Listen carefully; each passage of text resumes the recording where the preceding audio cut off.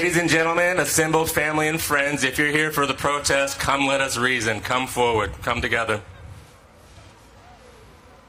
Take your time, but hurry up.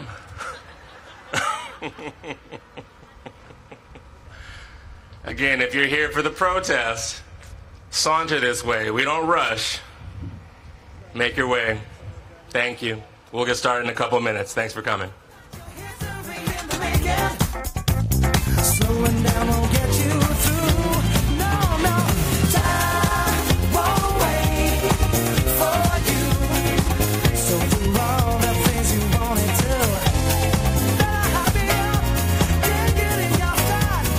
Use your resolution with you, bits of life, and love won't change you. And for those of you looking for an ADA section, it's stage right. So house left, stage right, up here in the front on the right.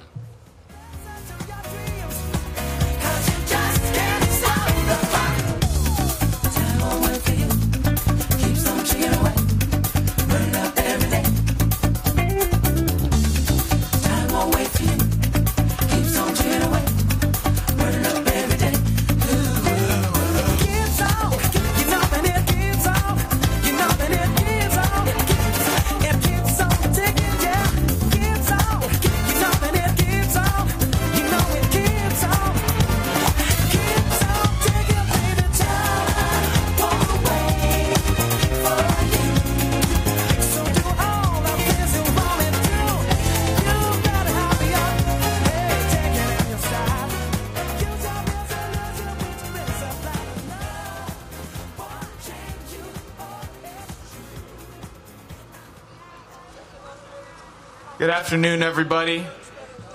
My name is Sebi Medina Tayak. I'm a Piscataway.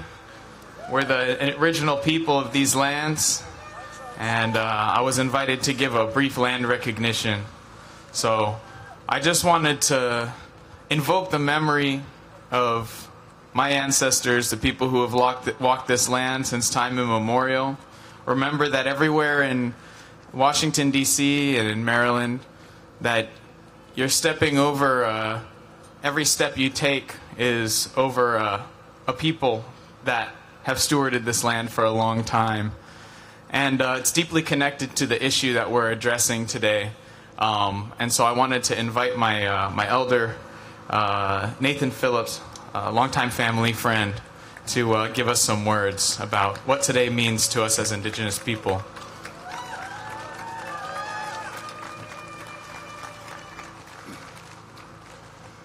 Good morning, relatives. My name is Nate Phillips. I'm from the Omaha tribe, Deer Clan. Come to you this morning humbly.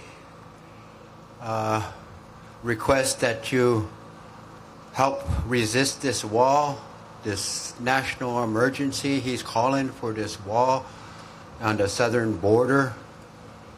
Our indigenous people have been here for time immemorial, and the wall that is planned separates families, separates our nations.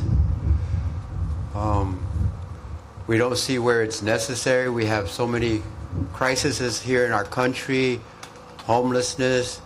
We have low job reports right now. We need to build up this country instead of building a wall. So we just say thank you from the indigenous peoples. You know, the Toda Odoms, there's a butterfly sanctuary down there. There's several reservations that border that wall. And I woke up early this morning. At sunrise, over in Tacoma Park, there's a spring. We say those springs are sacred. So I went to this sacred spring and I said a prayer on this President's Day for our president over there. And I've been doing that for some time now, President's Days like that. So I really am feeling really, really good this morning. The sun's shining.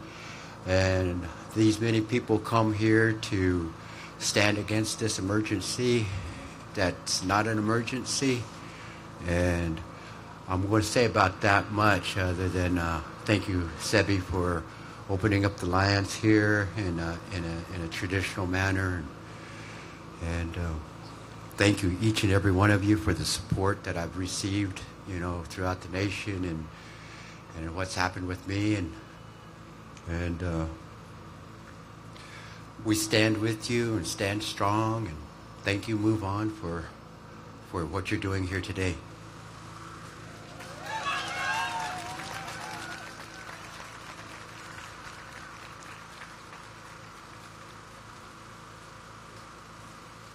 Muy buenos días, me llamo Jacob, soy uno de los intérpretes para el día de hoy. Good morning, my name is Jacob, I'm one of the interpreters for today, so I'm going to give a quick announcement in Spanish about interpretation, which will be done by conference call line. Para toda la gente que entiende en español y quiere escuchar todo lo que dicen desde el escenario en español, vamos a tener una línea de conferencia donde puede llamar y vamos a estar interpretando simultáneamente todo lo que dicen desde aquí. Entonces el número es 515-603-5680. Otra vez, para toda la gente que entiende en español y quieren escuchar todo lo que dicen desde el escenario en español, el número es 515-603-5680. Y todos los voluntarios que tienen un chaleco rojo también tienen un volante que tiene este número allá. Entonces pueden buscar una de esas personas si no han captado el número. Muchísimas gracias. Thanks very much.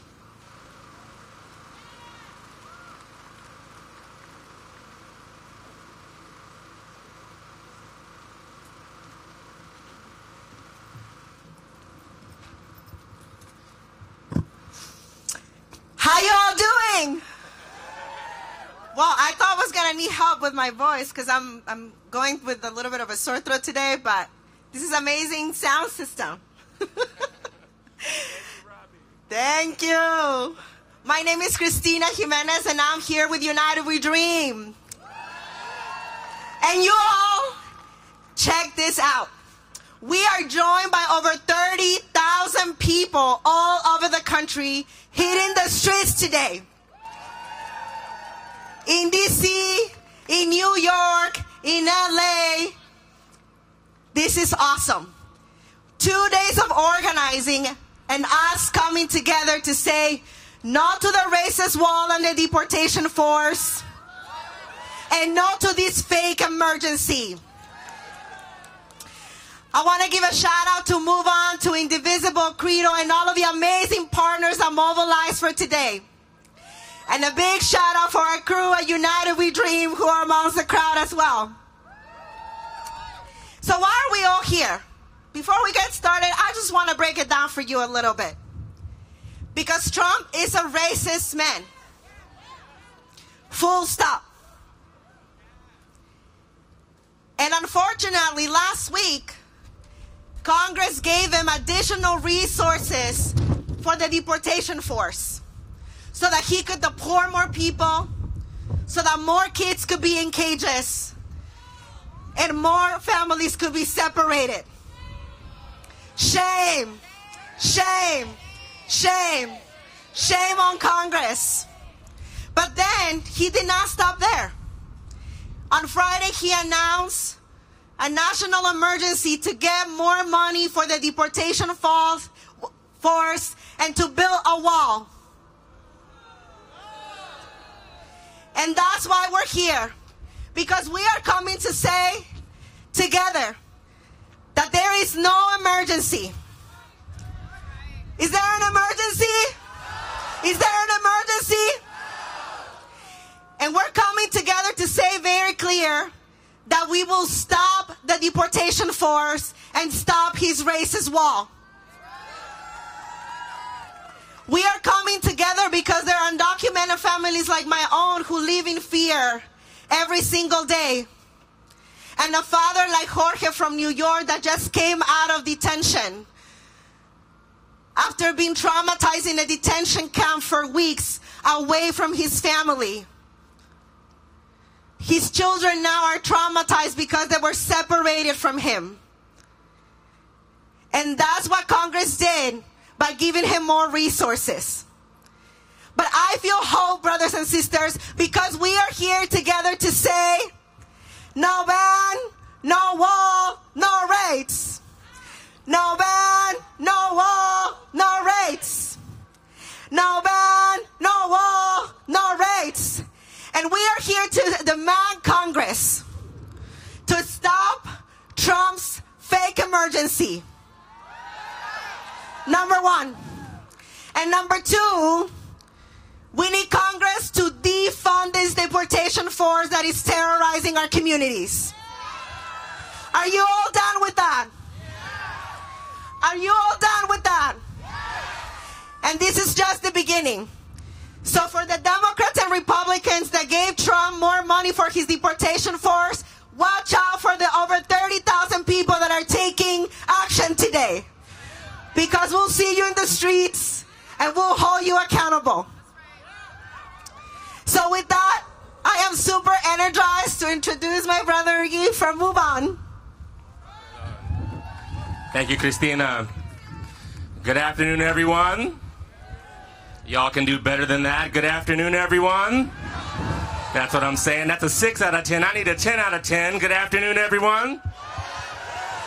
All right, that's the first test you passed. Thank you. All right. I'm Reggie Hubbard. I work with Move On. I'm the congressional liaison, DC strategist. That's my official title. I like to say I'm a bit of a ninja Jedi. I get into everything.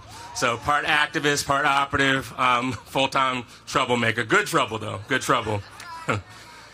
We gather here today on these grounds across the street from the White House on President's Day in the midst of Black History Month. As someone who identifies as African American whose ancestors were slaves, it's an honor to stand before you in a spirit of social justice and speaking truth to power. All of my role models caused good trouble. Sojourner Truth, Harriet Tubman, Frederick Douglass, Thurgood Marshall, Charles Houston, James Baldwin, Nina Simone, El Hajj Malik El-Shabazz, Martin Luther King, icons of the civil rights struggle. This struggle was predicated on the audacious belief that all people were created equal and due the same dignity and respect and access to opportunity regardless of their race, their creed, or the color of their skin. Who believes that? Thank you. If you believe that, I need to hear yes. Thank you. And we're also here on President's Day, a day that was created to remember the birthday of George Washington and Abraham Lincoln, widely considered two of our greatest presidents. And it's also a cause for reflection on what we don't want as a president, right? You know, the president, as it's envisioned in the Constitution, is a custodian for our democracy. A president is not a monarch, it is a servant of the people. This president clearly hasn't read the Constitution. He serves we the people, not his own interests. Who does he serve?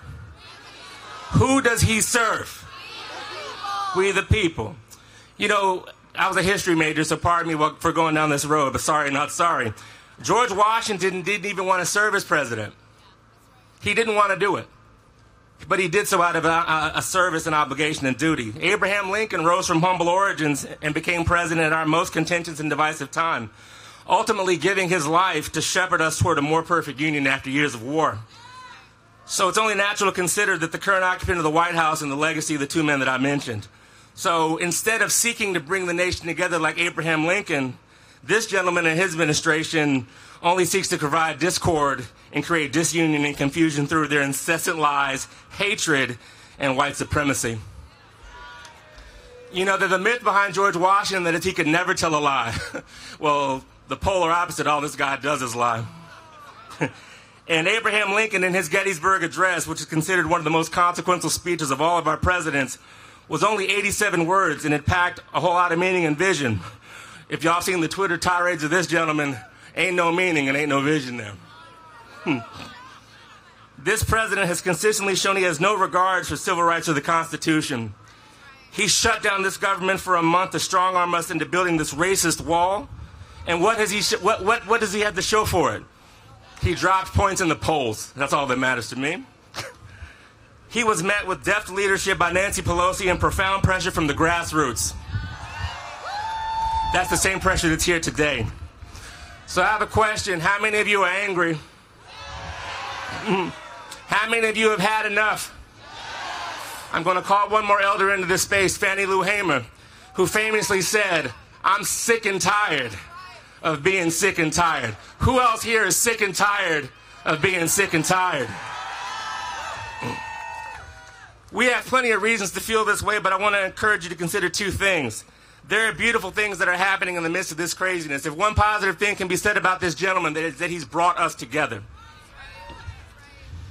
And the other thing I want to urge you to consider is don't let your anger cause you to fatigue yourself and lose sight of our ultimate goal. Slow and steady wins the race. We can't burn ourselves out. We got to stay on through 2020.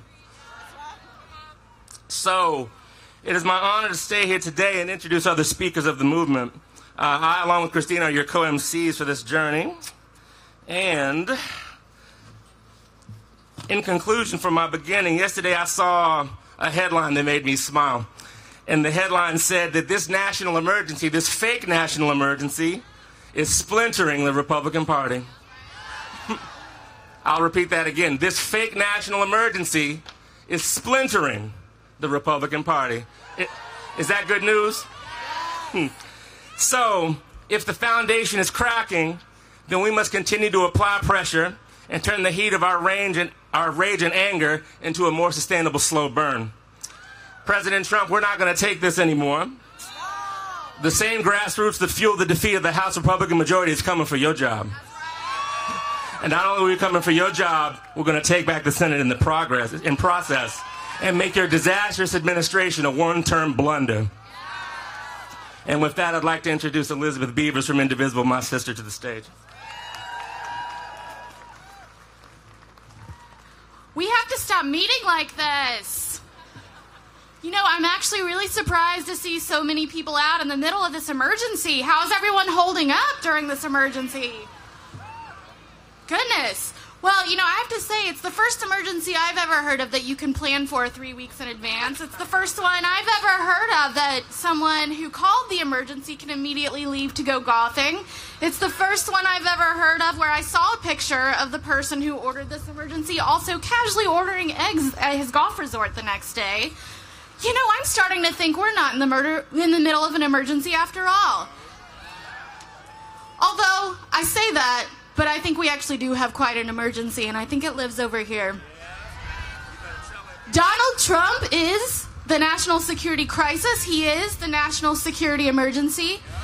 At Indivisible, we've been keeping a list of all the ways Donald Trump is not only not doing a great job, shall we say, but actively making us less safe. We call it the Trump threat level. The Trump threat level rose just a little bit a few days ago, but it's been steadily rising for the last couple of years, and we're ready to take it out completely and to actually found a security based in human rights, based in peace, based in our constitutional rights, based in equity, and we can't do that while Donald Trump is in office. So look, go to trumpthreatlevel.indivisible.org for all the ways that Trump is making us less safe. It's actually pretty astounding and depressing when you see it lined up like that, but there is good news, which is that Trump is nothing without enablers, right? Without a cabinet that will do his bidding, without a Congress that will do his bidding, without a Mitch McConnell that will do his bidding. So the great news is, yes, there are courts. Yes, there are lawsuits. Several of the folks that I am privileged to be here with today have already gone to court to sue this man, Donald Trump, for the crisis that he has brought to this country. But we cannot wait and let the courts save us or assume that they will. The courts didn't save us on the Muslim ban. The courts are not going to save us anymore now that Trump has installed Kavanaugh, Gorsuch, and many, many, many others in lower courts, extreme conservative judges that will not uphold our best rights. So guess what? Congress has a role to play here, and Congress works for us. Look, I have to point out a piece of reality that I don't like very much, which is that for a really long time, Democrats and Republicans in Congress have gotten a little too comfortable letting presidents do things in the name of national security without stepping up and asserting their power, their privilege to rein that in and to dial that back in. Well, guess what? Here's their big chance. There is a specific provision of the National Emergencies Act that lets Congress terminate an emergency. They can make it go away, wipe it out. Congress has never done this. They've never done that. We've seen what can happen when Congress doesn't step in and lets presidents go amok in the name of national security. There was torture after 9/11. There was internment of Japanese Americans. There were so many things in the name of national security. But we are not going to sit idly by, and we demand that Congress not sit idly by while a racist, xenophobic, unnecessary wall and deportation forces put forward in the name of our security. We reject that completely, and we demand Congress to do the same. So thank you all for being here. We call on Congress, pass that resolution, end this emergency, and I'll see you all at the next protest. Bye. Woo! I say emergency, you say fake. Emergency! Emergency! Emergency! Emergency! That's right. So now, let's welcome Minar Wahid with the ACLU. Hi, everybody. Thanks so much for coming out today. So my name is Minar Wahid. I'm with the ACLU, and we will be suing the Trump administration on this order. So as all of you know, on Friday, after months of threats, President Trump declared a national emergency in order to spend billions of taxpayer dollars on his border wall obsession. A few things here are clear. One, as we have heard already today, there is no national emergency. Members of Congress have said it, security experts have said it, the American people, in particular, the people living at the border, have said it, and even Trump himself has said that there is no emergency. Number two, the Constitution gives Congress the power to spend federal funds. Based on law, the president has limited power to spend those funds without congressional approval. Guess when? In a national emergency. And here I direct you back to my first point, there is no national emergency. And number three, this is unconstitutional. Just 3 weeks ago, President Trump said if Congress didn't give him what he wanted, he would declare a national emergency. And that's what he did last week. And again, there is no national emergency. Trump has manufactured a crisis through his attacks on asylum seekers, people who are seeking refuge as laws in the United States allow them to. Border communities are among the safest in America. But because Trump disagreed with Congress's deal and the money they allocated for his border wall, he then declared a national emergency. And there is no national emergency. Trump's action is illegal, and it is really dangerous. It strikes at the heart of our democracy and our systems of checks and balances. It is unconstitutional, and we will see him in court.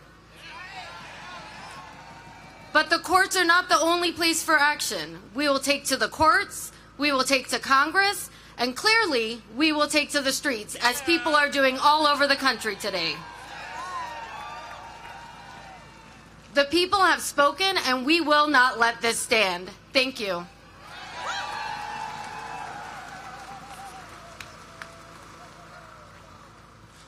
Thank you, Minar.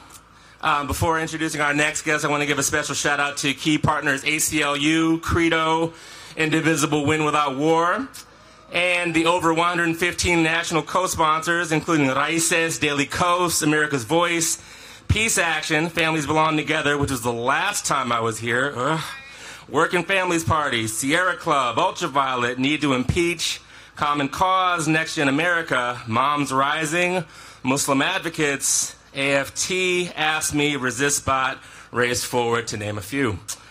Allow me to introduce now, from the Truman National Security Project, Bishop Garrison.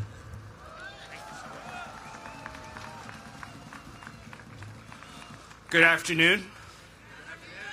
My name is Bishop Garrison. I am the Interim Executive Director of the Truman National Security Project. I am also a West Point graduate, a former Army officer, an Iraq War veteran, and a former appointee in the Obama administration at DOD, DHS, and Veteran Affairs. I'm here to tell you something you've probably already heard a few times today, that the wall cannot be justified in the name of national security. There is no national security crisis at our border. The overwhelming majority of people coming to our country through Mexico are fleeing extreme violence and looking only for opportunity and safety for their children. This White House has continuously tried to portray them as a national security threat, which is xenophobic, which is racist, which is wrong. It also promises that the wall will fix problems it cannot affect, from gang violence to drug trafficking. The only crisis we have is a moral one, wrought by this administration's shameful and draconian policies. Everything they do, from refusing refugees to detaining children and denying asylum claims to killing DACA, does nothing to make us safer. Now the president has claimed a national emergency in order to build his wall.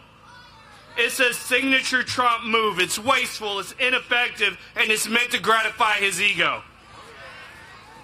This is a wall that neither Mexico nor Congress want to pay for, that the American people do not want, and that will not make our nation any more secure. He even tried to hold federal workers, contractors, and services hostage in exchange for this vanity project. But this strategy has failed. So now our president is unilaterally seizing money for his demands, and this is outrageous. Let me be clear. The declaration is a massive abuse of presidential power for political gain. Democrats and Republicans in Congress must act. Any leader who takes border security or fiscal responsibility seriously cannot let this stand. They must revoke this fraudulent declaration via a vote under the National Emergencies Act and consider taking legal action against the president himself. You've already heard this part before, but I'm going to say it again. This is about 400 years of atrocity. This is about 50 years of a civil rights fight. This is about the land of Native Americans. This is about women's suffrage. This is about the fight for the LGBTQ community. That's what this represents. This president does not get to invent crisis. Take money that he was not granted from Congress. Some of it no less from the Defense Department, from families, from military families, from building hospitals for service members and veterans. He cannot do this and then jet off to the beach on the American taxpayers' dime. This cannot stand, and only by continuing to raise our voices together as a people can we make it right. Thank you, ladies and gentlemen.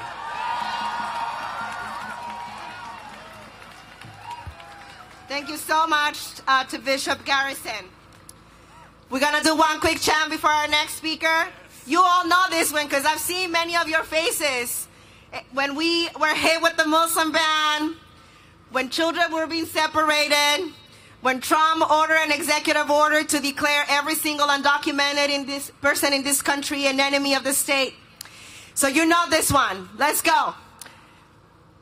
No fear.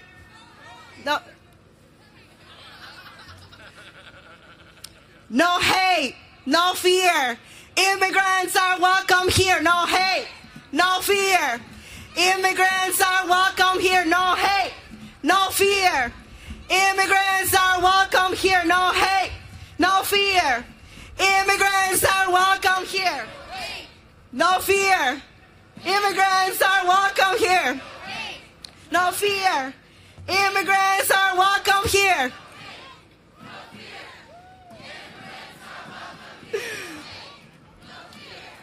Immigrants are welcome here. All right. So we're going to, I know you love that chant. You see? You all got it in you. You all got it in you. Now we're going to have Nira Tandon from the Center for American Progress. Thank you. Hey, everybody. How you doing? Are we loud enough to have Donald Trump and all the people, the subservient people who work for him, kowtow to him, hear from us? I think you could be a little louder. Maybe just a little louder. first of all, I'd like to just say, we all know there is no national emergency at the border, right? What is our national emergency? It is racist immigration policies that separate families, that torture immigrants. Before I get started, I need to just say, we need to acknowledge what has happened in our country. It is that reflects on all of us. The death of Jacqueline Call, the death of Roxana Hernandez. There are thousands of people who are in camps in our name. Dozens have died in our name. That is the national emergency. The national emergency is a policy that takes children away from their parents. Takes children away from their parents for racist immigration policies. That is not my America. That is his America, and we will defeat it. The actual emergency in our country is a president who abuses democracy, who acts like a king for the racist policies of Ann Coulter. This woman controls our laws more than the Congress right now. That is outrageous. A national emergency is basically having a president act like a king, subverting the Congress through a declaration, a fake declaration. That is the national emergency. We worked our hearts out in November to have a new Congress that was able to stand up and not fund his wall. But now that same Congress needs to stand up again and fight this national emergency bullshit. We need to recognize this is all him gaslighting America into this crap he tells his base.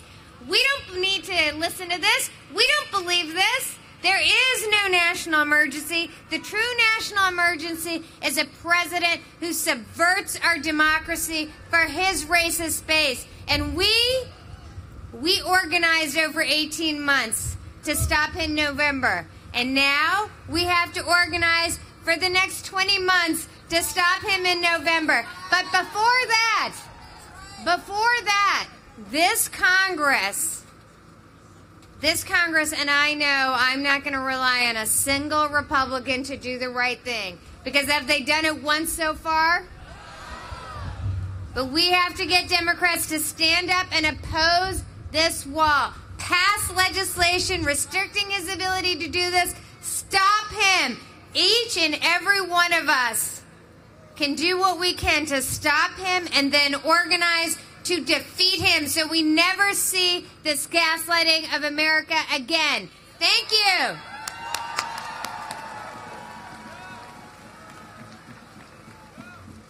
Thank you, Nira, for your real talk. Appreciate that. And since this is a protest, but this is also a community gathering, and this is about organizing, do me a favor. If there's someone next to you that you do not know, introduce yourself, say hello, because we are one community. We're here together. We're not a bunch of individuals here on our own. We're here together to show this guy that this ain't it.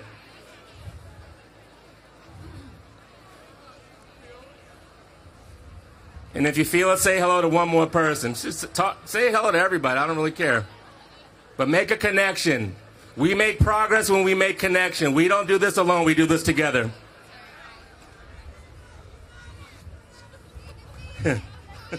United will never be defeated. People united will never be defeated. The people united will never be defeated. The people united will never be defeated. Thank you. Thank you. All right. Round of applause for yourselves. And it's my pleasure to introduce the stage now from People for the American Way, my brother Diallo Brooks.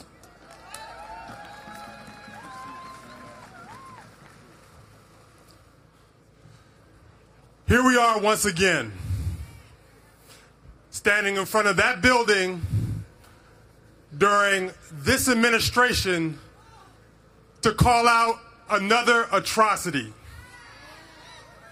Let's call it what it is, an atrocity, a farce. It's make-believe. This president made a campaign promise that he would build a wall. 2 years under a Republican administration, a Republican House, a Republican Senate, he couldn't build a wall. He shut down the government. He shut down the government, impacting hundreds of thousands, if not millions of Americans' lives because he wanted a wall. Because he was scared he couldn't keep his campaign promise. This president has thin skin. He doesn't know how to do what's right. He doesn't believe in democracy. He hangs out with dictators. So he believes he can bring that philosophy to America, to our government. But we got to remind that president, we are the people. We don't stand out here because we don't have anything else to do.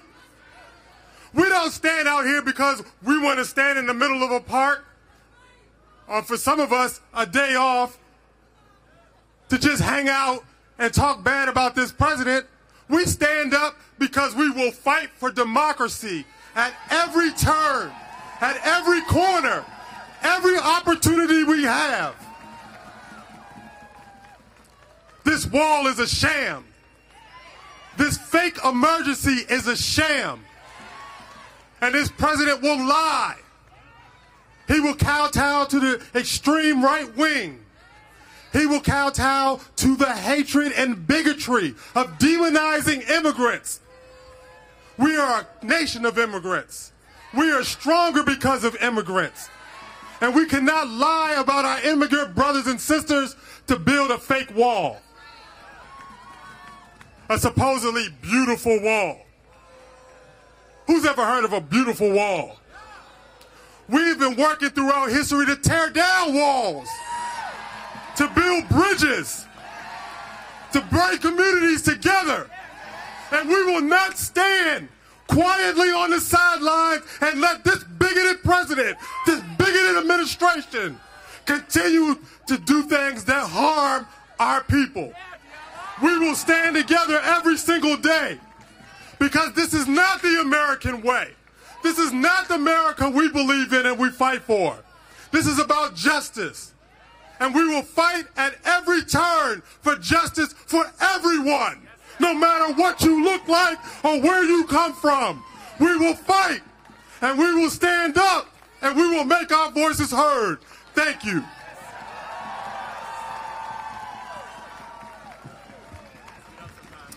All right, up next, let's welcome Arle Morales from Casa de Maryland and Ana Marie Archilla from the Center for Popular Democracy. Hello, everyone. I'm here with Casa, and I've been a member with Casa for about 3 years. My name is Arlette Morales, and I am 16 years old. My parents brought me into the United States from Mexico with nothing in their pockets but hope.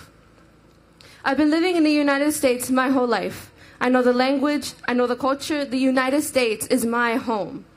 I have dreams and I have passions, but unfortunately, on September 5th of 2017, DACA was shut down just 2 weeks before I would turn 15, and I would be able to qualify. I know I'm not the only one who has to go through this fear of being deported. The feeling of being denied, of not being eligible for opportunities, every day with the fear of what if. We are here to work. We are here for a better life, to succeed, to become somebody, to make a difference. And I know, parents, you have sacrificed it all for your children, for a better future for them to have the opportunities and to have the things that you never had. They all work hard, they put a roof over our head, and they always provide a meal for us. We all work hard to have a better life. This is the reality for all of the immigrant families, The wall is not intended to stop drugs or bad hombres.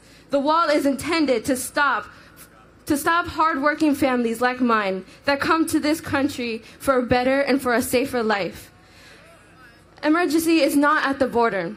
It is in York, PA, and all of the communities around the country, where students like me wonder, what if mom and dad won't come home today?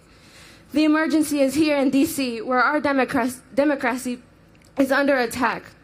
In high school government class, we learned about 3 branches of government. So even if I'm not born here and I am only 16 years old, it is pretty clear to me that the president is not respecting the basic principles of our country and of our democracy was founded on. So I am here to urge our elected leaders in Congress to make sure we maintain the balance, the power set by our Constitution, and that speaks against President Trump's gross outreach, just like we are doing here today. Thank you. Thank you, Arlette. Thank you all so much for being here. My name is Marie Archilla, and I am here so honored to be standing next to Arlette, and I want us to remind her that we heard her. So repeat after me. Arlette, this country is your home. Arlette, this country is your home. Arlette, you are here to stay. Arlette, your family is my family. Arlette, this country is our home. The president wants us to forget that this country is ours, that this democracy is ours, that he works for us. The president wants us to forget that what is true about this country is that our history is a history of struggle for more of us to be included in the promise of democracy and freedom. That is what the heart of this country is about. But we have someone in the White House who has no respect for democracy, no understanding of our history, no sense of what struggle actually does for people. He has no respect for our Constitution. He has no respect for Congress. He has no respect for all of us. What he does every time he takes the microphone is feed us a constant dose of hate and fear to dissuade people from joining in community, for joining together to imagine that we can actually become this more perfect union that we're constantly trying to bring into existence. What he does every time is dissuade all of us from seeing ourselves in each other's faces, for being reminded that we belong together, that we are actually here because we need each other to survive and to thrive. And he will go, President Trump will go to great extents to make us forget what is possible. What is possible is a country where women lead alongside others. What is possible is a country where all of us can live without the fear of being separated from our families. What is possible is a country where all of us can have health care, where all of us can have education, where all of us can have dignified jobs, where we don't destroy the planet. What is possible is a country that belongs to all of us. And he will go to great extents to make us forget what is possible. He will unleash ICE and Border Patrol on immigrants along the border. He will put children in cages. He will tear children apart from their families. He will stop programs like DACA and TPS for millions of people to find safety. He will force Brett Kavanaugh, someone accused of sexual assault, on all of us and install him in the Supreme Court. He did that. And He will declare a fake national emergency. He will encourage violence at his rallies. He will tell people that the press is our enemy. He will steal money that we desperately need to build the country of our dreams so that he can build a monument to racism along the border. He will do anything to resist the country that is already here. A country that is your home, a country that is my home, a country that belongs to all of us. So this is the thing. He cannot do that if we don't let him. And he cannot do that if the Congress does not let him do it. So today, we are here to remind the members of Congress that there was an election in November, that we elected many new people, 100+ women in Congress, to put a stop to his racist, hateful agenda, to put a stop to his force feeding of hate and fear. So we wanted them to use their powers to not only stop this national emergency, but we want them to use their powers to stop funding his deportation force that is instilling so much terror in all of our communities. So repeat after me: no wall, no fear. This country is our home. No wall, no fear. This country is our home. Sí se puede. ¿Sí se puede? ¡Sí se puede! ¡Sí se puede! Thank you all very much. Round of applause for them. Y'all can do better than that. Round of applause for them. Thank you. A few more housekeeping items. For those of you watching on live stream and here, take out your phones and text the following: crisis. So crisis, text to 668-366. And that's to sign up for Move On Stuff, right? So crisis to 668-366. Last time. Crisis to 668-366. And Anna said something about building one more racist monument. We don't need any more racist monuments in the United States of America. We've got plenty. So the last thing we need is this fake wall for this racist president. Like I said, it's Black History Month, and I'm Southern, so we're going to speak truth to power. We don't need no more racist monuments in the United States of America. Can I get a witness? Thank y'all for that. I knew I wasn't alone on that. Thank you. And also shout out to Ayanna Presley, Maxine Waters, and Rashida Tlaib, who are speaking at events around the country. Ayanna's in Massachusetts. Auntie Maxine is in L.A. later today. And Rashida will be in Michigan. Allow me to also introduce to the stage next, Max Sokol. Hello, thank you for being here. My name is Max Sokol. I'm the senior national organizer at Bend the Arc Jewish Action. We are a progressive Jewish movement representing more than 150,000 members nationwide, with local chapters and affiliate organizations in 17 states.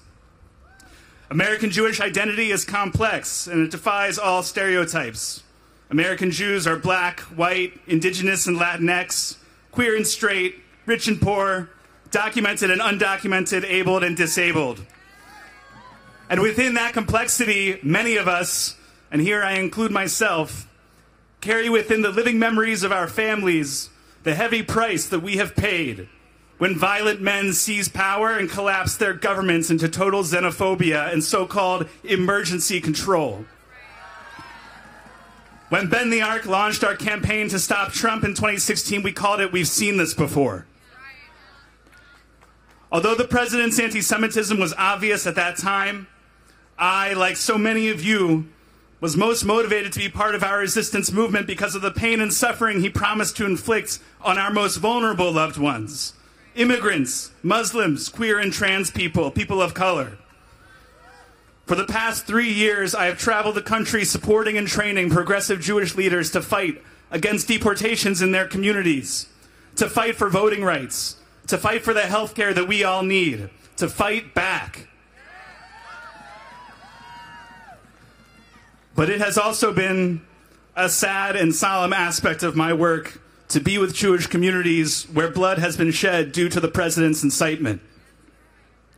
I was in Charlottesville last summer, watching a congregational elder fail to deliver his full Saturday sermon because he broke down weeping as he reflected on his inability to recognize his own country.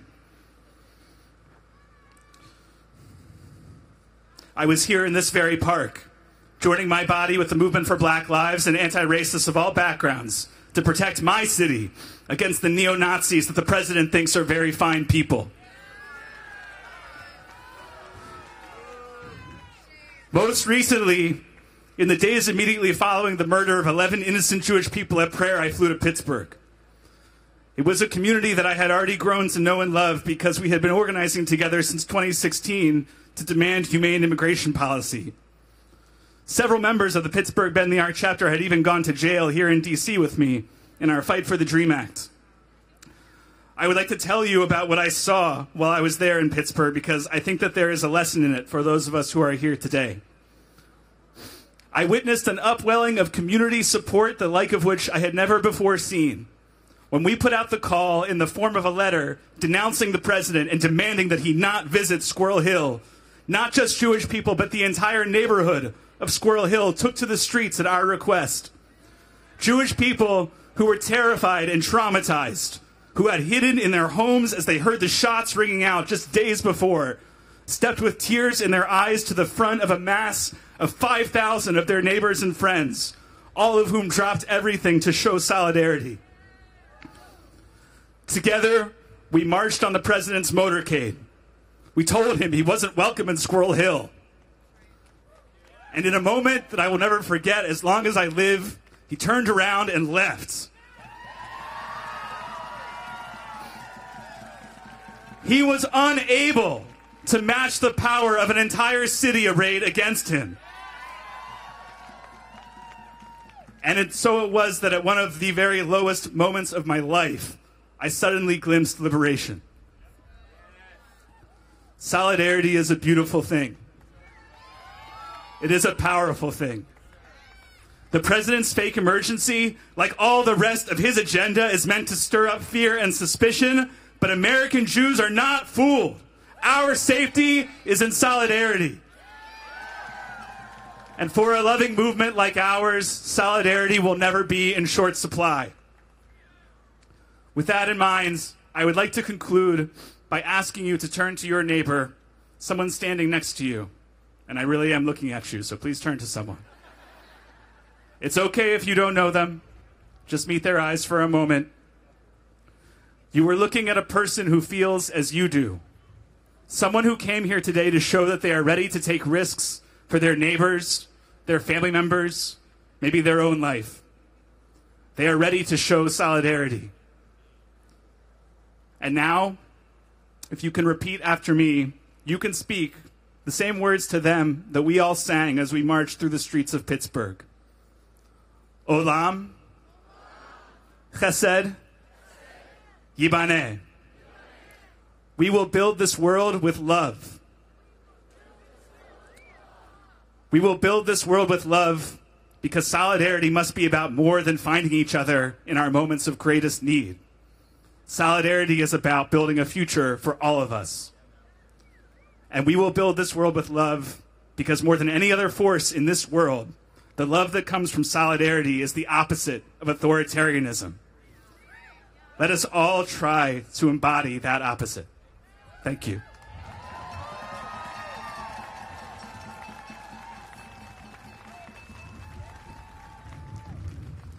And it is that solidarity, brothers and sisters, that has gotten all of us here today and over 30,000 people on President's Day taking action together. Are you all proud of that?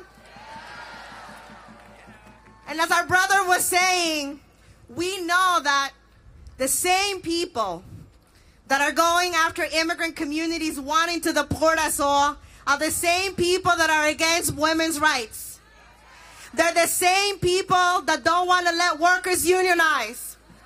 They're the same people that want more people of color in prisons. They're the same people that are attacking Native American communities and LGBTQ communities. And we see underneath their BS. We see it. And we are here together taking action, not only resisting, but because we're pushing forward for a vision of a country that is built for all of us.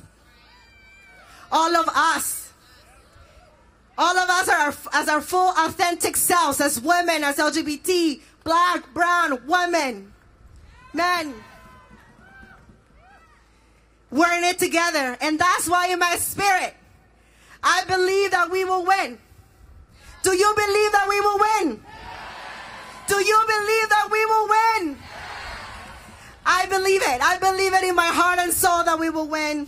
And so with that, I want to give a shout out to all of the partners that in less than 2 days have mobilized thousands of people with us. ACLU, Credo, Move On, Win Without Word, Daily Coast, Families Belong Together, Working Families Party, America's Voice, Ask Me, Race Forward. All of us have come together because we know that we are in it together, and together we will win. So now let's welcome Patrick Carolan, Executive Director of the Franciscan Action Network.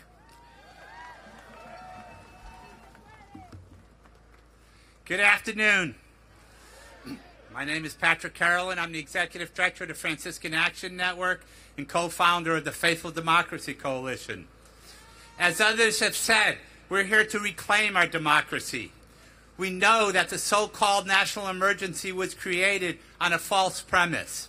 We know that the crisis is a crisis created by Trump. But it is not just wrong from a political, constitutional perspective. It is morally, ethically, and spiritually wrong. It is based on a lie. I'm a Franciscan and a Christian, and my faith teachings, as in the faith teachings of my sisters and my brothers from the Muslim, Jewish, Hindu, Sikh, and every other faith tradition, teaches that actions that start with a lie are morally wrong.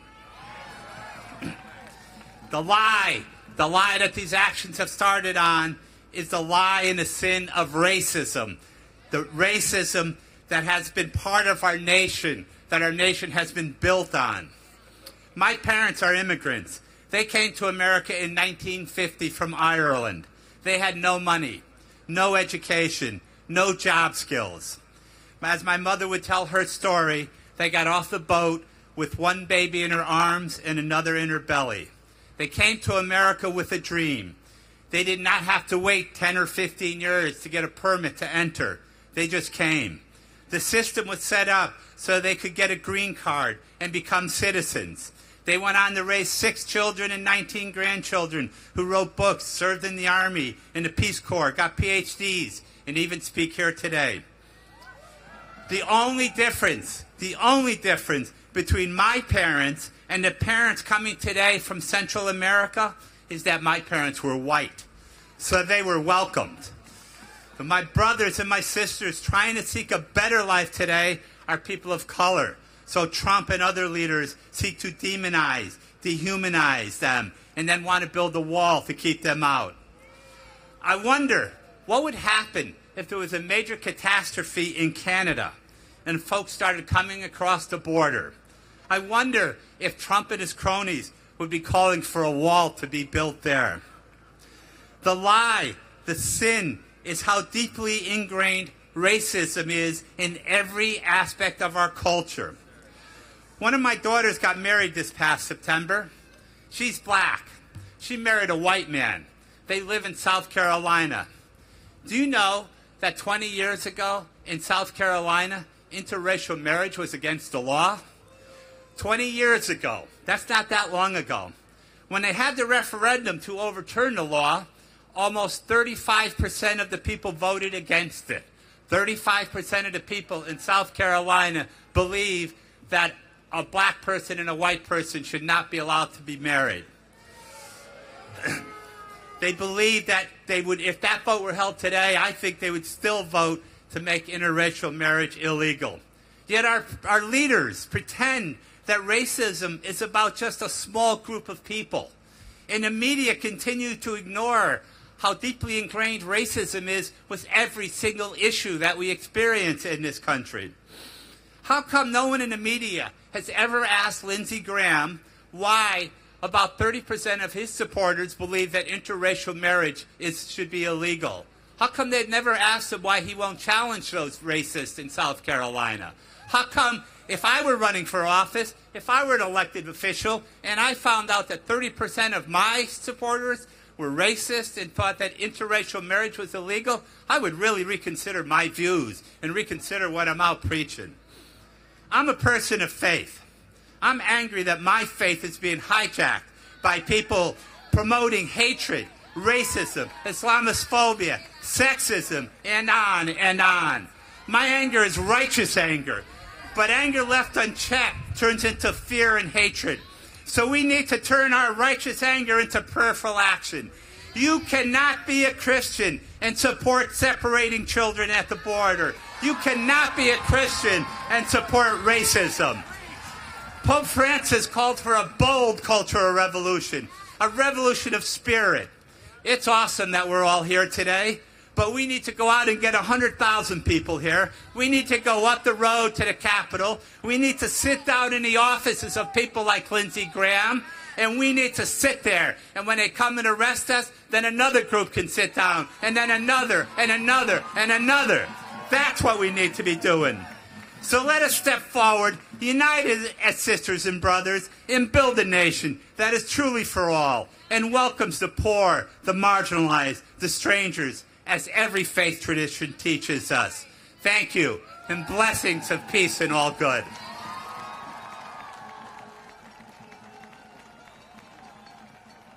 Blessings and peace to you, Brother Patrick. Thank you for your words.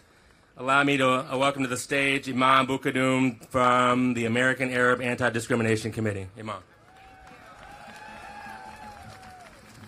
Good afternoon.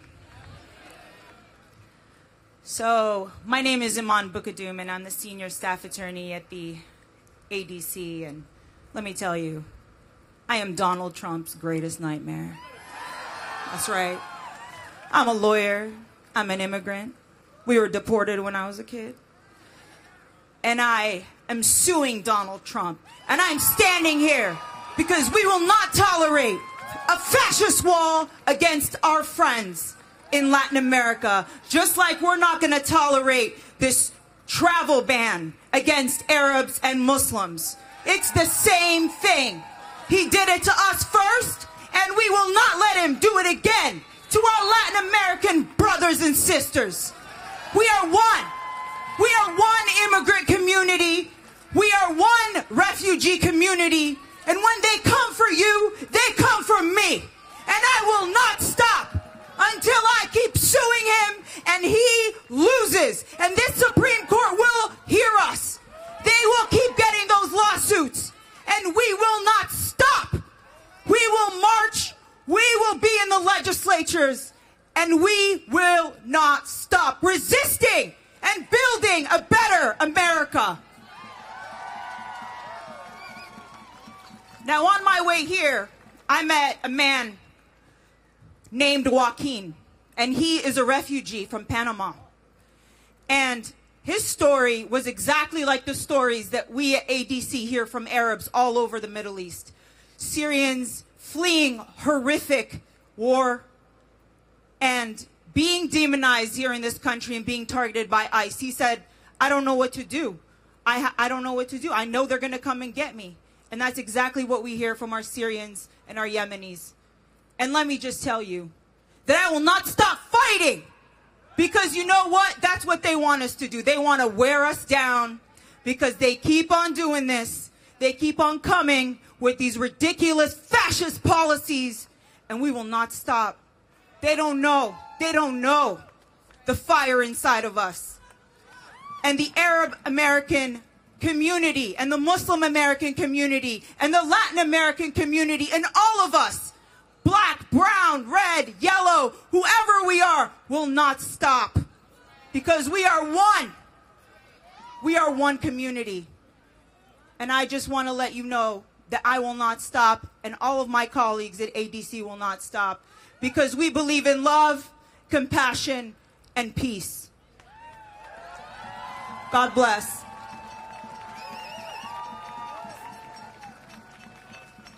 Well, let's give it up for our sister mom. Fire!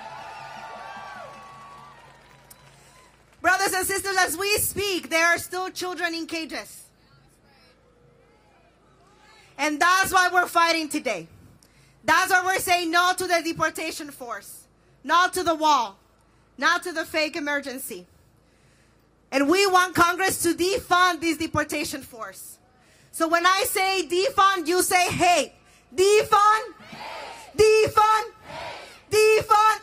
Let's make sure that Congress hears us. Defund, defund, defund, defund, defund, defund, defund. That's right. We will not stop until the deportation force is defunded. So now let's welcome Rob Weissman, President from Public Citizen.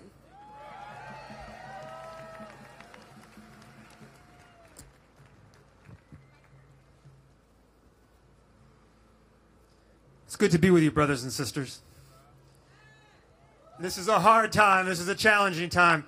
You know, Iman said, we can't get tired. I got to say, we're not going to get tired as long as she's leading us. On Friday, my organization, Public Citizen, sued Donald Trump to stop his racist wall.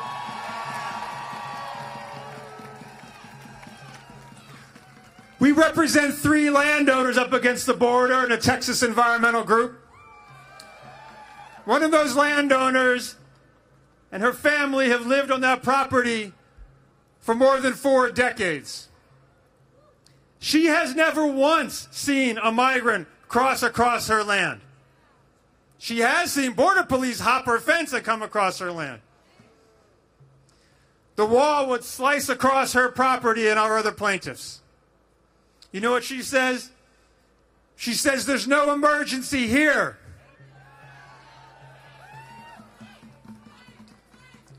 But you know what? There is an emergency here. There is an emergency right over here. There is an emergency. There is an occupation. And in fact, as he said, there's even been an invasion of our White House by a president who is increasingly unhinged, whose racism knows no bounds, whose authoritarian tendencies threaten the republic and even the planet. The emergency is he will do anything. He will do anything. Does not care about our democracy, does not care about our Constitution, doesn't care about our brothers and sisters. He will do anything to advance his own narrow agenda, which is often about either re-election or making money for the Trump organization. So our country actually is under attack. Our democracy actually is under attack. Our communities are under attack. What do we do when our democracy is under attack? We stand up, fight back. What do we do? People of color under attack. Immigrants under attack. What do we do? Our democracy is under attack. What do we do? Let me tell you, we are being tested. We are being tested. Our courts will be tested by the lawsuit that we and others are going to file. Our Congress is going to be tested to see whether it will assert its constitutional authority or let Trump do whatever he chooses. Republicans in Congress who say they care about the Constitution and are worried about executive overreach and have said they oppose the emergency, they're going to be tested. But the biggest test and the most important test is for us. It's our country. Either we stand up or this so-called national emergency declaration becomes the first of other national emergency declarations. Why not have a national emergency to deploy the military in urban communities around the country? Why not have a national emergency to round up so-called gang members? All of them people of color. Why not occupy cities and sweep up immigrants, even worse than is being done already under the guise of a national emergency? The president doesn't have any self-restraint.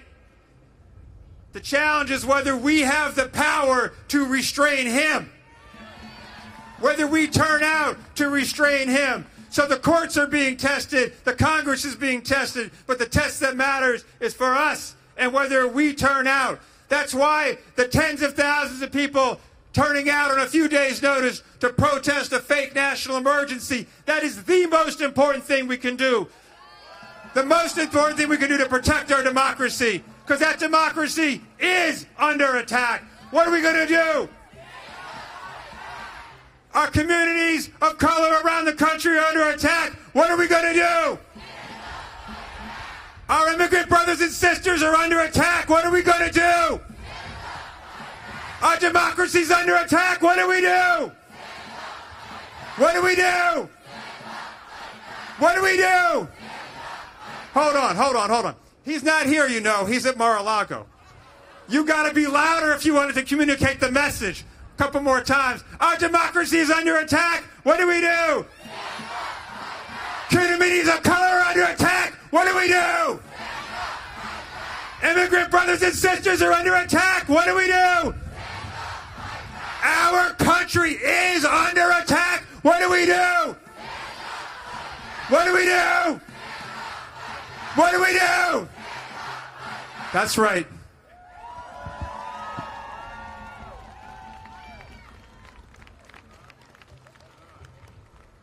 Rob Wiseman, ladies and gentlemen. Thank you, Rob. And as a shout out to Iman, you know, I grew up as a child of hip hop, so she said, don't stop. So I say, don't stop, get it, get it. Iman and all of us out here fighting, don't stop, get it, get it. And Rob talked about tests. I'm also a yoga teacher. You're wondering what these beads are. These are my prayer beads. Tests build resilience. Tests build wisdom. Are we up to the test? I don't believe anything y'all just said to me. Are we up for the test? One more time. Are we up for the test? Thank you for that. Allow me to introduce to the stage my sister Erica Fain, Win Without War.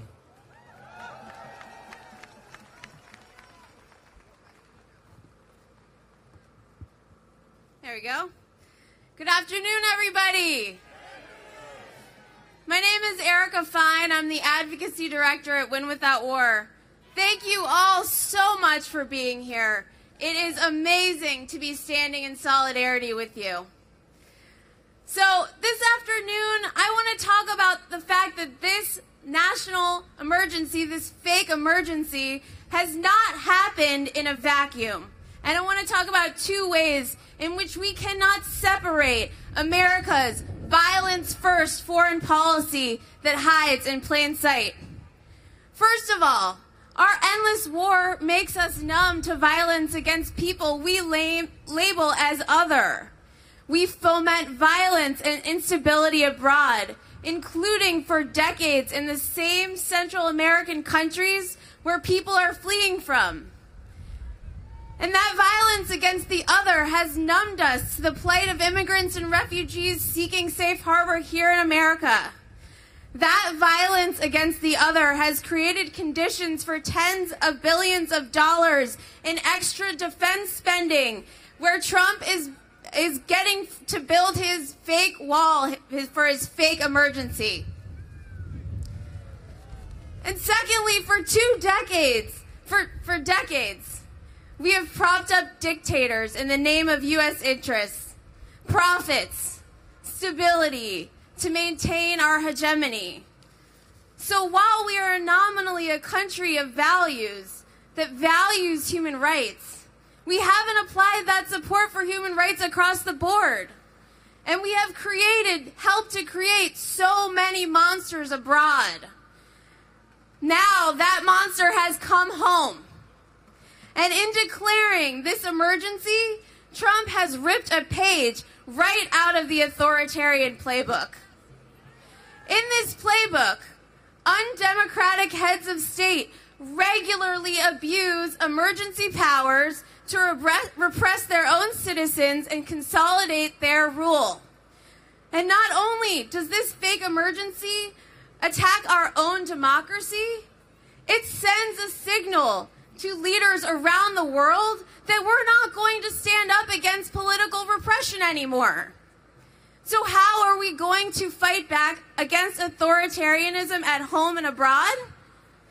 We must urgently join together in solidarity as we're doing today and across the country, tens of thousands of us, and demand that our elected representatives do everything in their power to curb this president's power grab. Woo! Congress must immediately pass legislation to end this fake emergency.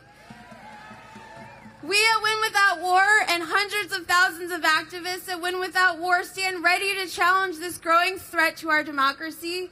And then also, we stand ready to make new policies that end our forever wars, that truly apply human rights across the board, and that welcome people who come here in search of safety and a better life.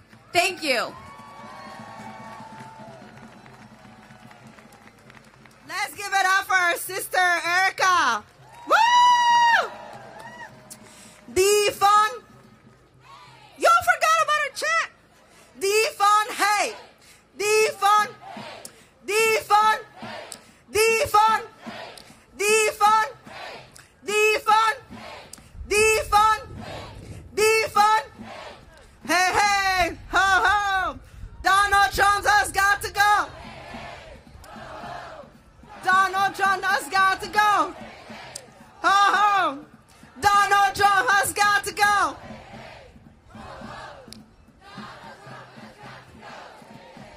Ho, ho. Donald Trump has got to go. All right, now with that energy, let's welcome Mary Small from Detention Watch Network and a member of the Defund Hate Coalition. Woo!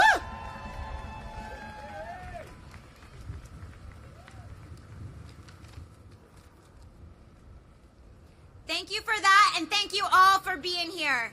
Like Christina said, I'm from Detention Watch Network, a network and web of organizations and individuals all across the country fighting against the metastasizing growth, abusive conditions, and unaccountable systemic violence of immigration detention. Shame!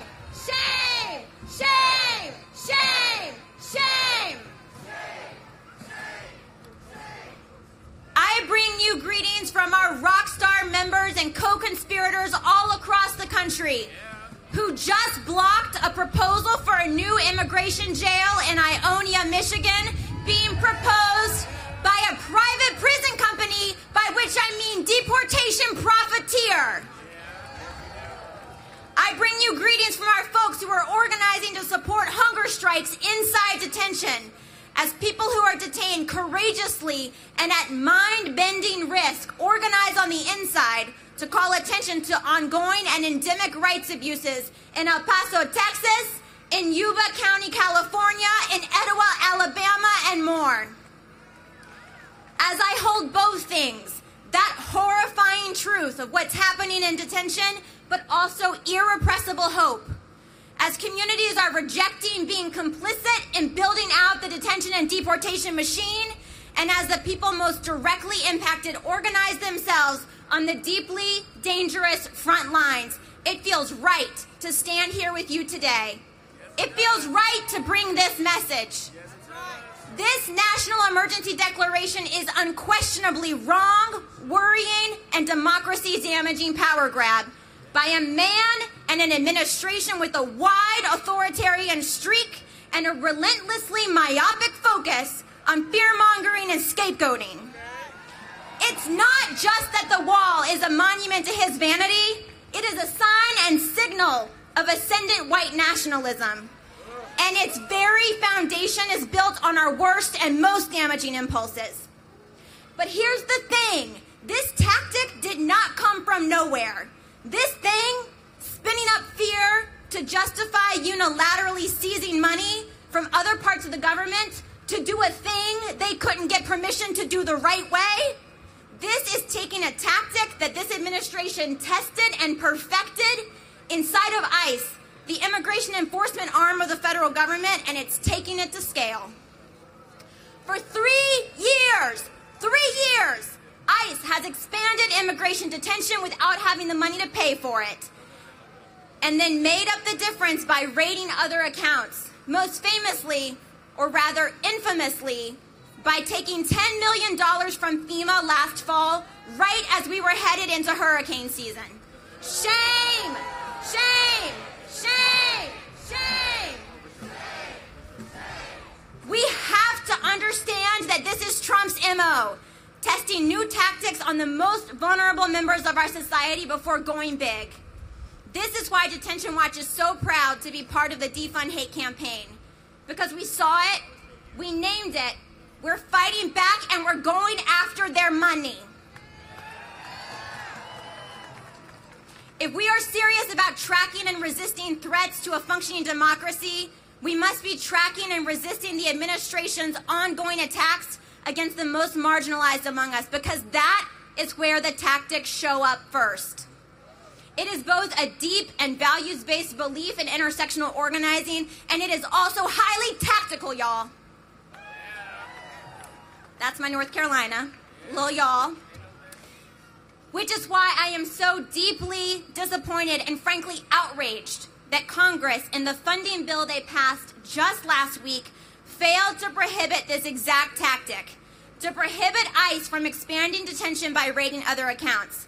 In fact, even after knowing that Trump would declare a national emergency, Congress, including the new Democratic House, voted to expand immigration detention by 5,000 people every day. We deserve better, and we demand better from any member of Congress claiming to be progressive or claiming to stand with the immigrant community. To join us, Detention Watch Network's amazing members, partners like Move On and United We Dream, and so many more, go to defundhatenow.org. Detention Watch Network and the Defund Hate campaign will be in this, fighting this national emergency and winning its revocation. But let's dig deep, y'all. Let's find and feel the power that comes not just from digging in our heels and pushing back, but from sending down deep and intertwining roots, from interlocking our arms with the movements fighting these authoritarian tactics in the hidden corners where they're piloted and perfected in the first place. Let's know in our bones that fighting against the detention and deportation machine is fighting for the soul of our democracy.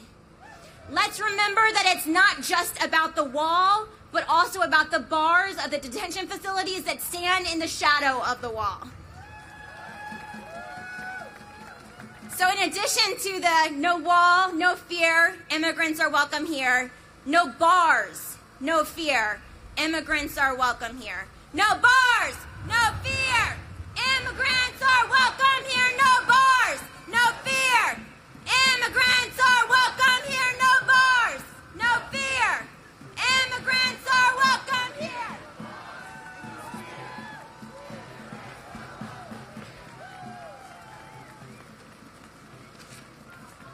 No bars, no fear, immigrants are welcome here, no bars, no fear.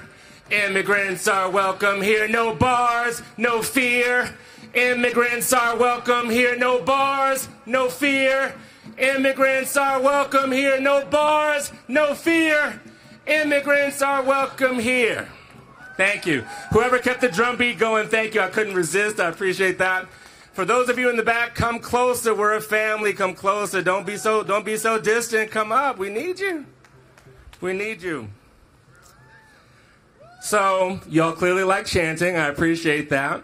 I'm a former civics teacher, current yoga teacher. I said that. So I have a question for you. Can you show me what democracy looks like? Show me what democracy looks like. Show me what democracy looks like. Show me what democracy looks like. Two more. Show me what democracy looks like. Make this your best. Show me what democracy looks like. Y'all are so damn amazing. Thank you so much. We the people aren't going to take this anymore. And we may not get there now, but you got about 15 more months, sir. We are coming for your job with a smile. I'd like to welcome Adeline Height from WOLA. Come share with us. Hi, everyone. I'm here representing WOLA. We are so proud to stand in solidarity with everyone here today and with immigrant communities across the country. And I'm here once again to remind you there is no national emergency at our border. We know that this declaration is a sham, but more, it is a dangerous abuse of authority. President Trump tried to silence our members of Congress. He tried to silence us. But I have a question. Since when have we stayed silent under this administration? Never. Trump is lying about this so-called emergency. He would hate for you to know that migration at our southern border is at a 40-year low. And he is lying about who is coming to this country. 3 out of every 5 migrants approaching the border are children or parents with their children. I can't believe I have to say it. Children and families coming to our border, fleeing violence, searching for better lives, pose no threat to security in this country. So Trump decided that he would create a crisis. He started by banning Muslims, but that wasn't crisis enough. He continued by ending DACA and TPS, uprooting the lives of over 1 million hard-working families in this country. But that wasn't crisis enough. He then separated children from their families. He stomped on the right to asylum. Right now, as we speak, Central American families are being forced to wait in dangerous and overcrowded conditions in Tijuana. They have the legal right to request asylum. President Trump cannot deter our unwavering will to provide protection for those who need it. That is our commitment as human beings on this planet. It is written in our national and international laws, and we will fight to uphold them. Congress must reject this declaration of emergency.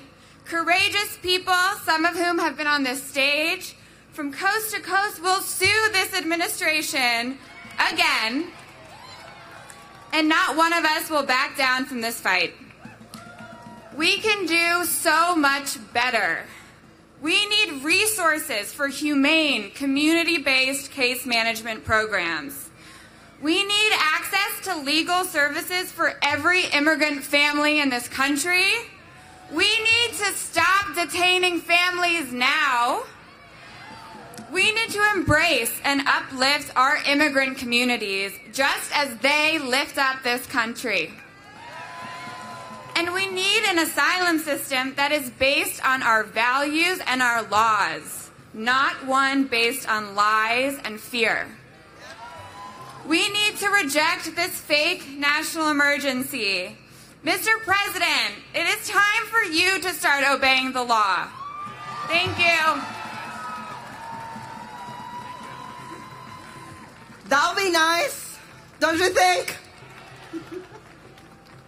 So as our sister Mary taught us just now, we're gonna do the chant, no bars, no fear. Immigrants are welcome here, no bars, no fear. Immigrants are welcome here, no bars, no fear. Immigrants are welcome here, no bars.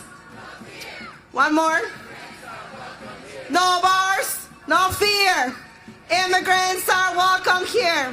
So now let's welcome to the stage Robert McGill, the Director of Government Affairs from the Council of American Islamic Relations. Thank you so much. Assalamu alaikum, greeting of peace.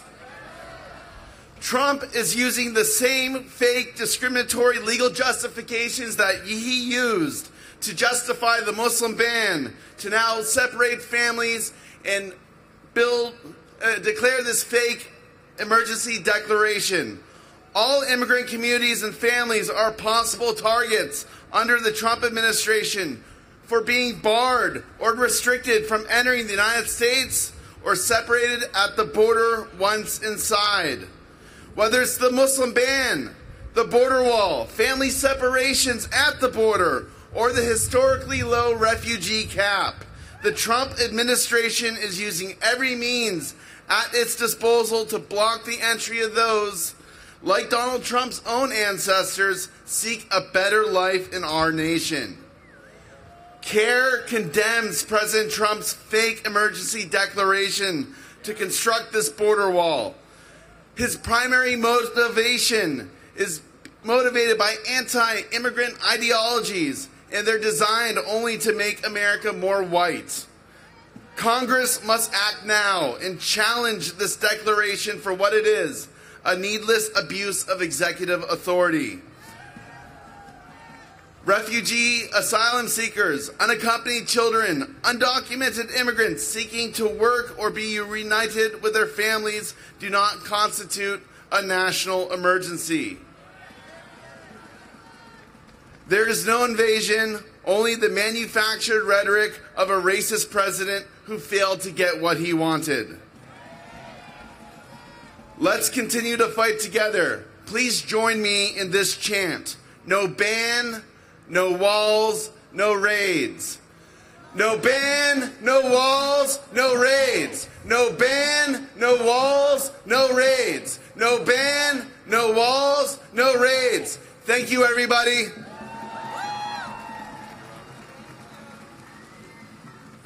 Thank you, Robert. Thank you to everyone. I want to thank you all for being here. We're near the end of the program. Thank you for your resilience and your stamina. Round of applause for you, right? And we live in, unfortunately, for better or for worse, we live in a social media culture, right? So people on stage left, I'm going to take this selfie with you. You ready? That's y'all. You ready? All right, let's get ready.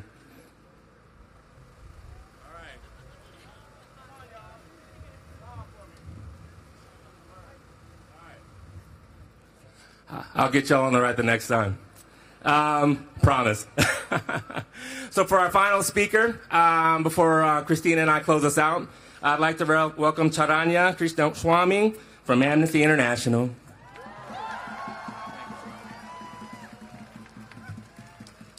Hi, everybody.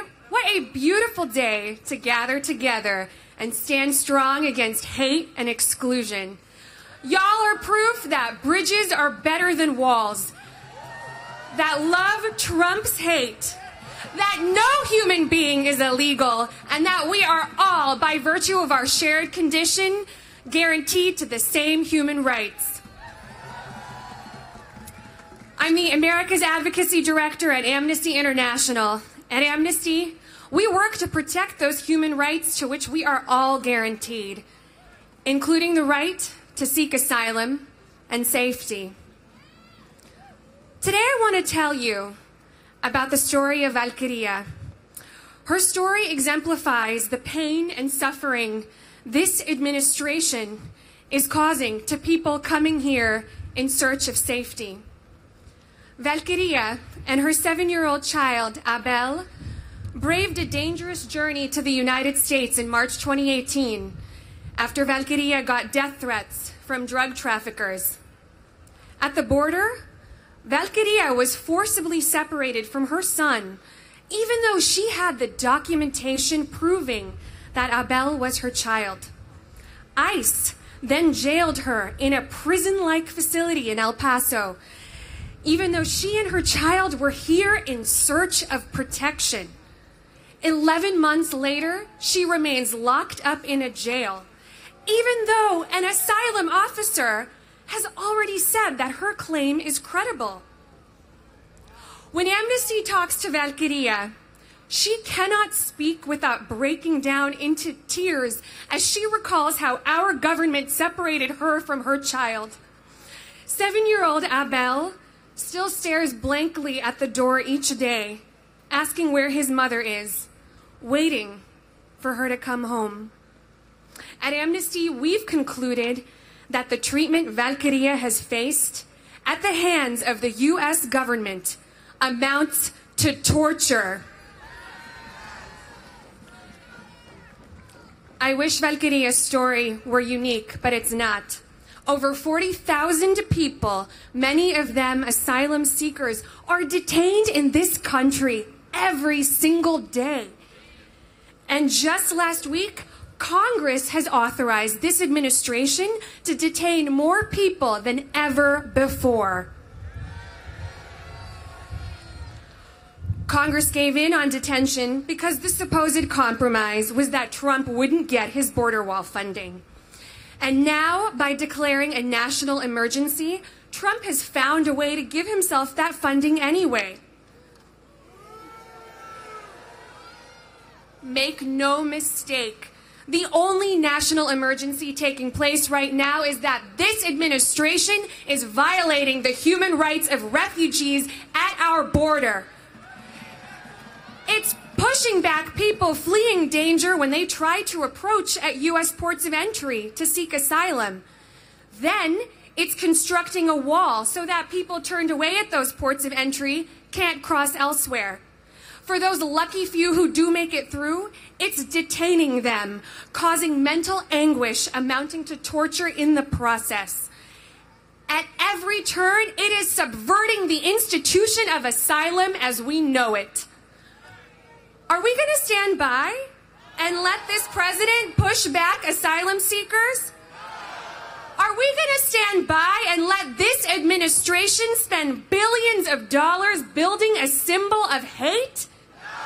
Are we going to stand by and let this government profit off of the misery of asylum seekers who languish in detention all because they dared seek protection in our country?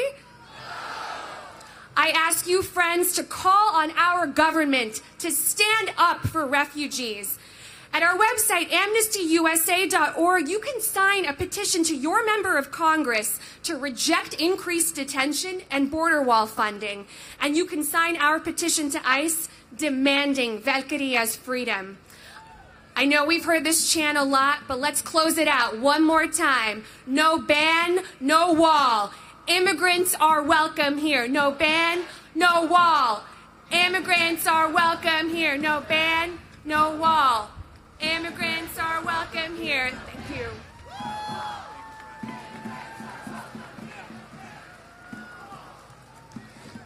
Thank you very much. So we have reached the end of our program. Again, give yourself a round of applause. I want to thank you to all of our amazing speakers. For the members of the media, if you want a speakers list, we've got it. So just come up and ask us. And thank you all you who came out here today. Thank God for great weather. Because the last protest we planned on the 29th of January, it snowed. So we're actually happy that didn't happen. But we're happy that you're here today. And, you know, we want to thank the other over 250 events across the country. All those who are tuning in online. You know, this moment and this movement was not possible without your passion. Thank you to the volunteers and all of our vendors. Thank you for that. If there's nothing else you remember from this event, this is a fake emergency. This is a trumped-up crisis, pun intended. You know, we have one warming planet. You know, we have veteran suicides. You know, we have all these other emergencies, but the southern border is not one of them. If we have an emergency, there's a lack of compassion by the occupant of the White House. And, you know, let's not just call out Donald Trump. It's Mr. Pence. It's Stephen Miller. It's all these people who believe in white supremacy and not in solidarity, and we won't stand for them. So as we close, in keeping with my Baptist roots, I'm going to take y'all to church if you don't mind. I want to share a story that gives me particular comfort in this moment. How many of y'all know about the story about Joshua in the Battle of Jericho? If you do, don't spoil it for those who don't, right? So according to the story, Joshua led his tribe, and he was told, he was very scared, and he was told, be strong and courageous. Don't be afraid. Don't be discouraged. God is with you wherever you go. I want to extend that metaphor like we are with each other wherever we go. We need to be strong and courageous. And so Joshua stood on his faith, and his tribe circled the city of Jericho for 6 days and nights. The priests held the Ark of the Covenant, and they played trumpets, but the soldiers were quiet. Can you imagine being a soldier and like giving out rally cries and being told to be quiet for 6 days while circling your enemy? Think of the discipline, think of the focus, think of the faith, think of the strength. So if we extend that metaphor a bit further, in those 6 days, those people strategized, they organized, they marched, they petitioned, they took action, but they kept silent until the right moment. But on that 7th day, as the story is told, the priests made their rounds around the walls of the city of Jericho, and Joshua instructed them to scream. And when they screamed, what happened? When they screamed, what happened? One more time. When they screamed, what happened? The walls came down. We're not going to stand for this racist wall. We're not going to stand for this racist president. We will never support this agenda. We will fight the president and his policies. We will stand together. We will organize, and we will remain ready to rumble. We are on the right side of history, and we will remain victorious. Thank you. And I'd like to introduce Christina to close us with United We Dream.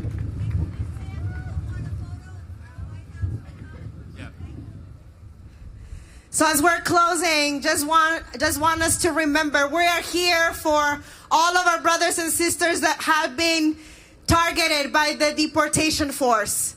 Those thousands of immigrants that are in detention. Jacqueline, who was 7 years old when she died in the hands of the deportation force. And more than 20 immigrants that have died in detention camps. But I have hope even in the midst of those very painful things that we know about the realities that we live in today. Because we came together today, and look at us, over 30,000 people in more than 48 states to say no to the racist deportation force, no to this fake state of emergency. So to close, I'm going to pass it on to our undocumented, unafraid, courageous members from United We Dream. Everybody follow along, okay? It is our duty to fight for our freedom. It is our duty to fight for our freedom. It is our duty to win. It is our duty to win. We must love and protect one another. We must love and protect one another. We have nothing to lose but our chains. We have nothing to lose but our chains. It is our duty to fight for our freedom. It is our duty to fight for our freedom. It is our duty to win. It is our duty to win. We must love and protect one another. We must love and protect one another. We have nothing to lose but our chains. We have nothing to lose but our chains. Last one so they can hear us. It is our duty to fight for our freedom. It is our duty to fight for our freedom. It is our duty to win. It is our duty to win. We must love and protect one another. We must love and protect one another. We have nothing to lose but our chains. We have nothing to lose but our chains. Woo! Last announcement, y'all. There's going to be a picture at the White House. So for folks that want to do that. All right. Thank you all.